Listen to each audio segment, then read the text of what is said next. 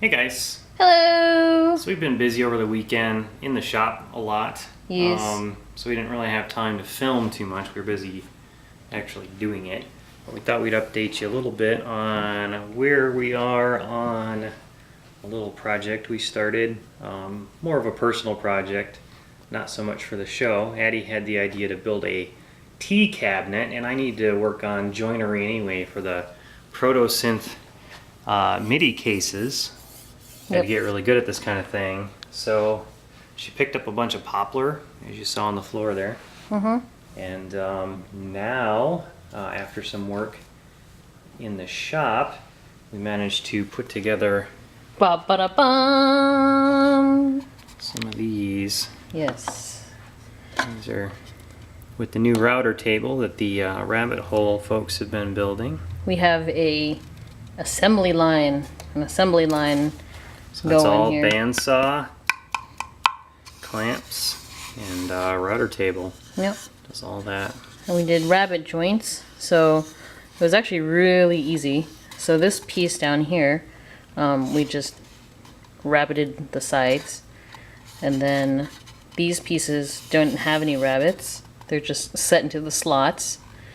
And then the end pieces here are made with the same plank as this one, and they're rabbeted on 3 sides. So they're rabbeted on this side, and this side, and they fit and cover up the nasty end grain of those wood slots. Yep. So the only end grain you really see on these is just a tiny bit there, tiny bit there, tiny bit there. Yep. Wood glue, There. cure for an hour, and then sand. So we got a nice little pile of them going. Yep. And we wanted to show you the basic idea of what they do for a living.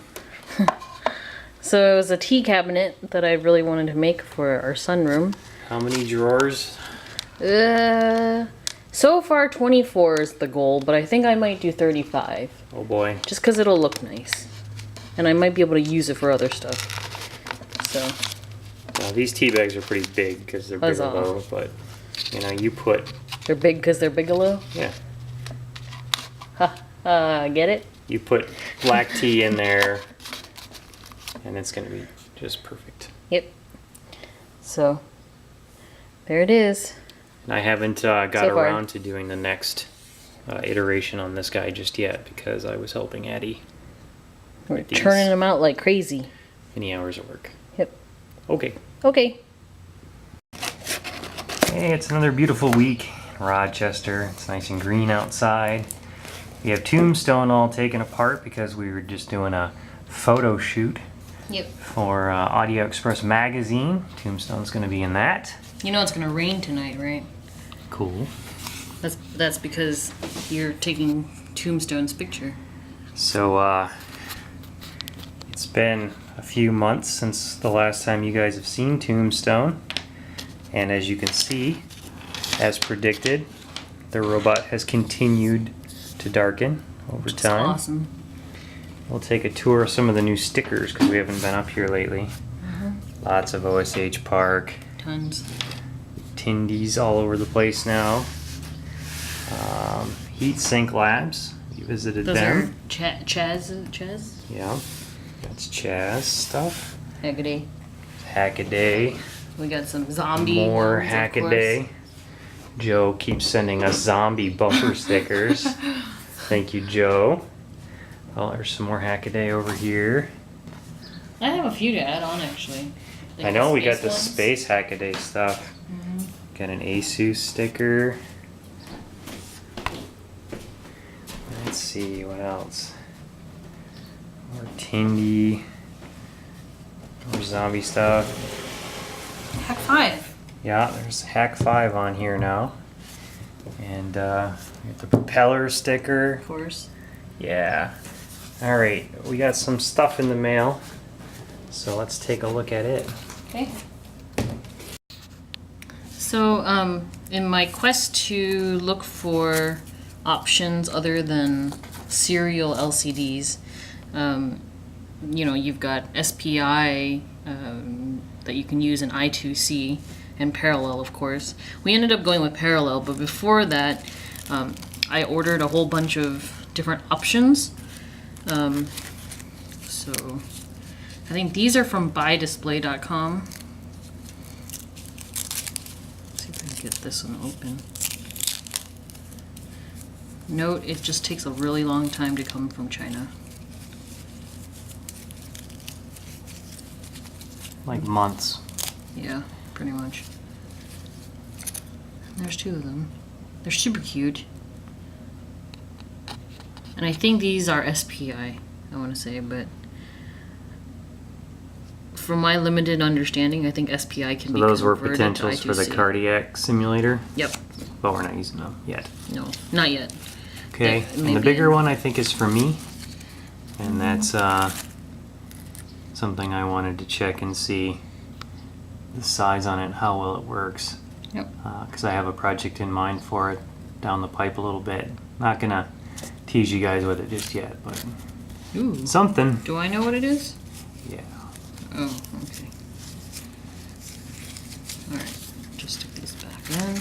So we gotta find the time to play with these, but as you guys can probably tell, we're pretty busy. Cardiac simulator and MIDI shift. And Protosynth MIDI. Yep. And then IT'd Studio, also still in China, I think in Hong Kong maybe.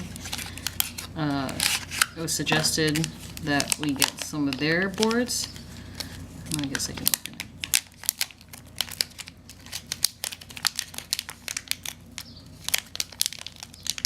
Now these aren't LEDs though, or LCDs. These are different.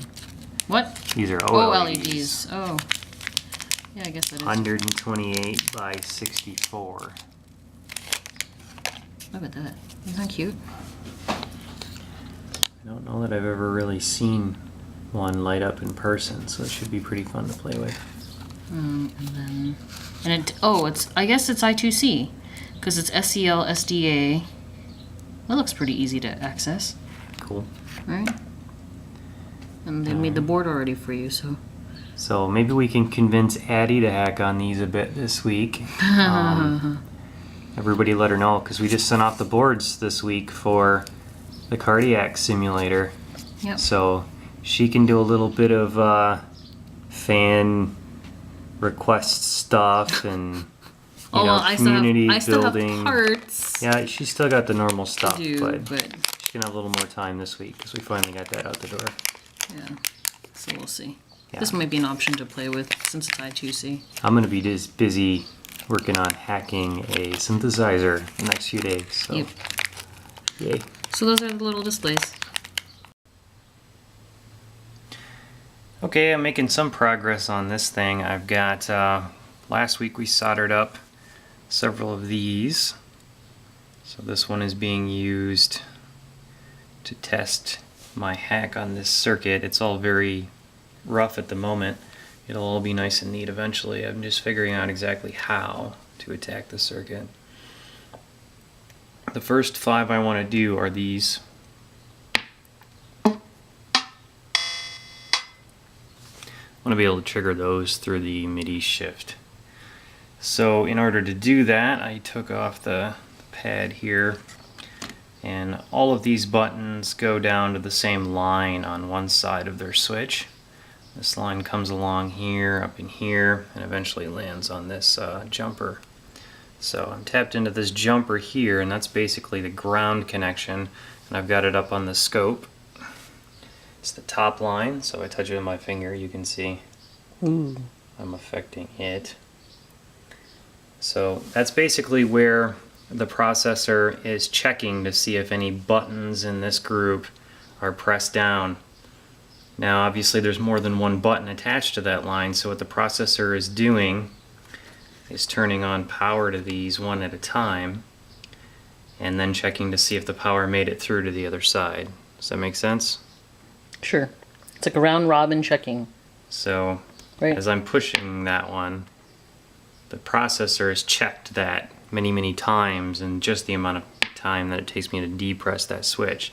So it checks one, then the next one, the next one, then the next one, then the next one, then this one, then, you know, so on and so forth. It just goes over them all over and over again. Which is cool. It means that with just a couple of pins, they can do all of the buttons for the whole thing. But it's also a little bit more difficult to hack, because you've got to pass that pulse down to this pin only when the processor is putting it to the switch you're trying to get around. So I can't do it directly off the TTL8 board by itself, because that's a shift register. It just knows how to put a voltage out. Right. So just a TTL level output. It can sync current or it can source current. That's all it can do. It can't pass pulses along through it. So instead what I've done here is traced back this top switch and found out a solder point that it's connected to, and that's here. So this thing gets a voltage when the processor is scanning this button. So that voltage is up here and it's going into a 2N3904 transistor, and that blocks it from getting across to the other side of the transistor. The other side of the transistor is here, to where that pulse would normally get through to if the button were pressed. And the middle pin of this transistor opens that transistor up. Right. You're biasing the transistor. Right. So it basically turns it from a block to a path. Okay. And it's pretty sensitive right now because I don't have the anything taking care of it floating. Right now the bias is floating. So if I mess with it a little bit, we could potentially get false hits on that drum.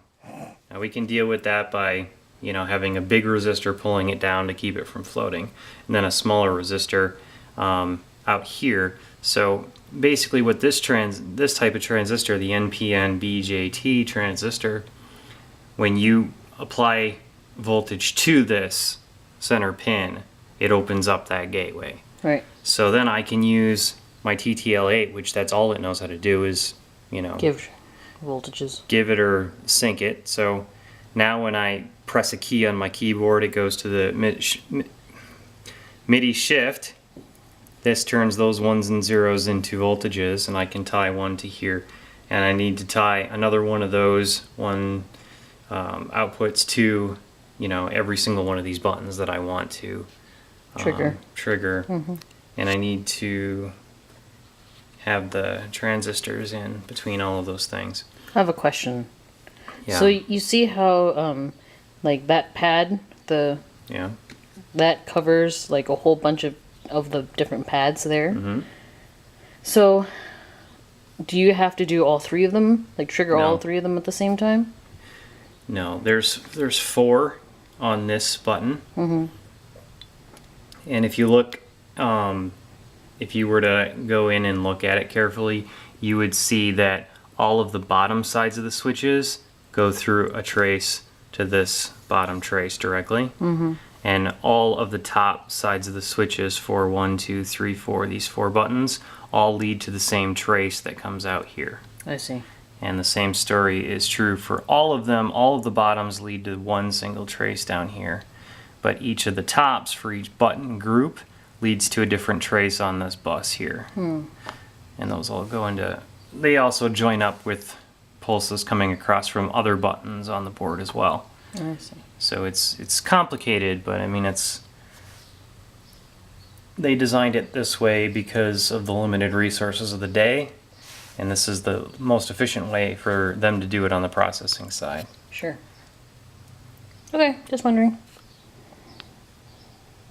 So what next? Well, the next thing is to actually get this hooked up to the MIDI shift, and I was gonna demo that it's, if I can reach this over here without actually freaking it out. It's the shift register is holding its output even though it's not powered. Let's see if I can reach there. But if I just give voltage to it,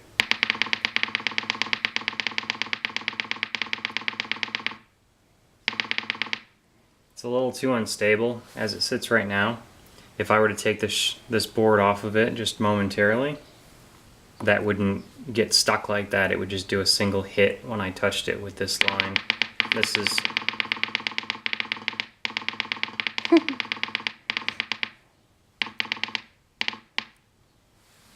this over here is 5.4 volts, as you can see on the meter. Why don't you just take that off of power? Take the TTL8 off of power. It's grounded, it's not powered. Oh. I can remove it from here and you'll see that a lot of the bouncing will go away.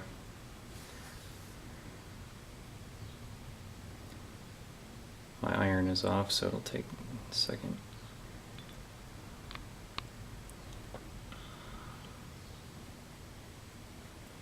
It's taken a few days of experimentation to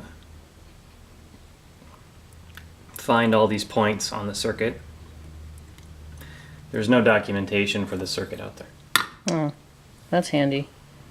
And by All handy, right. I mean not. Now when I touch this, it'll freak out, but only when I'm touching it now. It'll stop because the shift register isn't there to hold it in.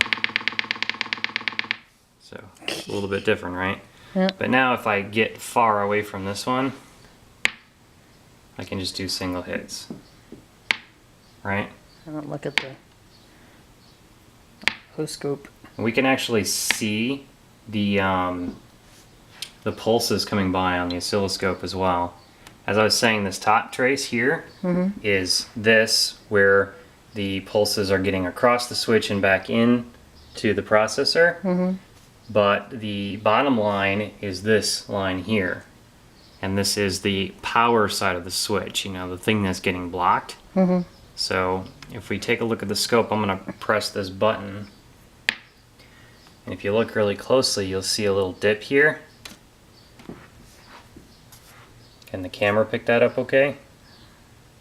Yeah, well, kind of. I see 4 dots and 2 lines. Yeah, so these are pulses as they come by.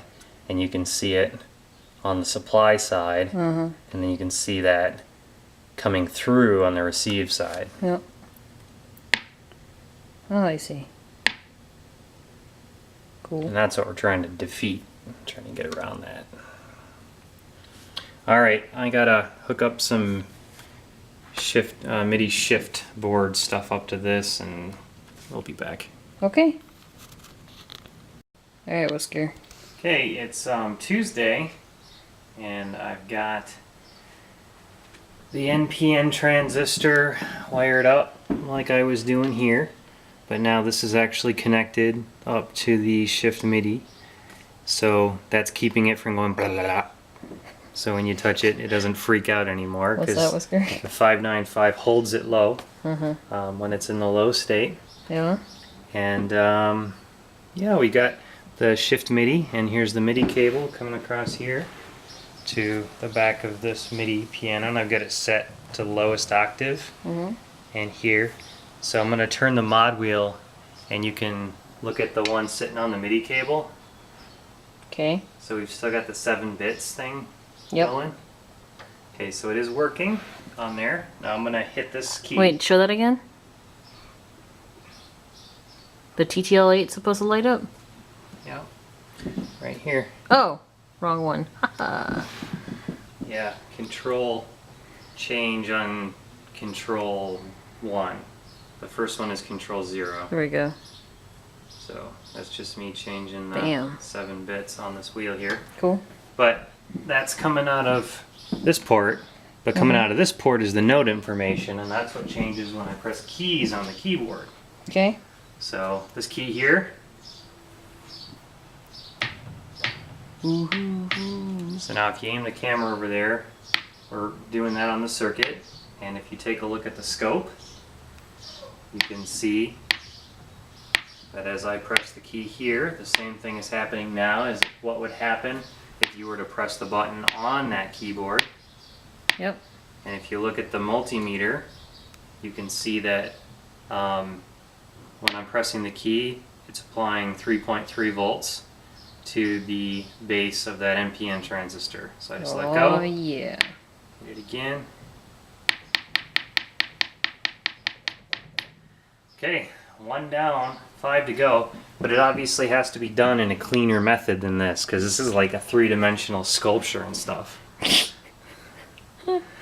Woo! Okay. Probably that's the last update on this for this week. Okay. I think Addie had one more thing to show you guys before we wrap it up for the week. I do? Yeah, you won DigiKeys thing this week. Oh, yes. So let's go do that. Okay. DigiKey. So, what was the contest? It was something on Twitter. Yeah? I think I had to answer a question or something. What was the answer? Oh, germanium. Germanium diodes? Yeah. Or it was like, what was the first thing that germanium was used for? The first component that germanium was used for? And, germanium diodes. I think that's the one I won. Anyway, I love germanium diodes because that's one of the first things I used. And then they sent you some stuff? Sent me awesome stuff. So they sent me this, like, blue polo shirt. It's a really bad blue. Yeah. But that's okay. That's alright, because then they sent this. Bum. Boo boo. Oh my gosh. This is You get excited about the funniest things. I actually haven't really taken a look at this. Here, you can hold this. Let's. Here, I'm gonna switch the sides.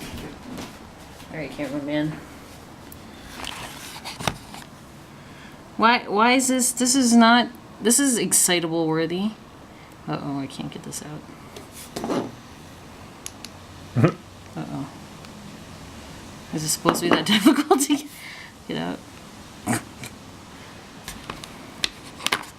I could help, but it's more fun just to watch. There, how's that? Oh, what? So I don't... Oh, this is like this is for the ratchet set. Yes? This one right here. And then this... What is it? For the ratchet set? It's a ratchet. Woohoo. So... Oh. Duh. It's metal. It is metal.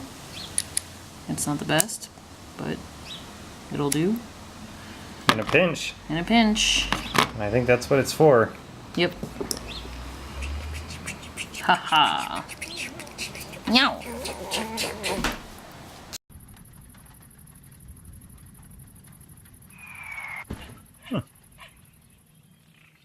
We post videos all the time, so don't forget to subscribe and follow us on Twitter at TYMKRS.